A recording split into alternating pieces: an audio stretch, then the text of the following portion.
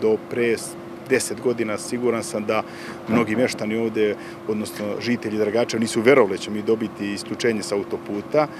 Sa dolaskom ovde autoputa ka Požegi, odnosno naplatne rampe ovde u našem ovde konkretno mesna zajednica Lisice, ali ovde u Lučanima, nekih 5 km od samih Lučana, nekih 12 km od Guče, zaista će se promeniti mnogo što u narednom periodu.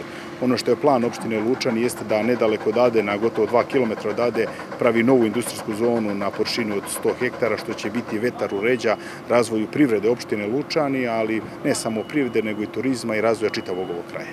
Svi od izvođača, stručnog nadzora, investitora i finansijera, to je resorno ministarstvo, trudimo se da ovih nekoliko dana završimo ove preostale radove.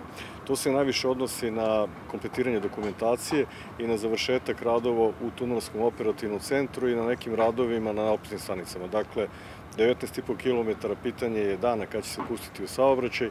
Ono što je najvažnije i najzahtevnije da se ispitaju ovi tunelski operativni sistemi i da li mogu da upravljaju sa vanrednim situacijama koje mogu da se dese u tunelu. Što se tiče građevinskih radova, sve je završeno, ostale su vrlo male sitnice. Naravno, šta je najbitnije? Najbitnije je da vodimo, kad pustimo to u saobraćaj, da bude bezbedno. Mnogi su skeptični i kažu za Munjino brdo.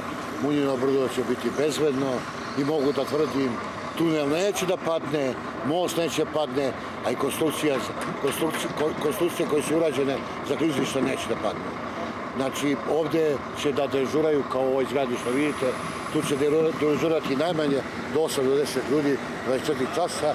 Svakog trenutka će tu biti i protivpožarni automobili, to je kamioni, bit će i hitna pomoć, bit će i policija.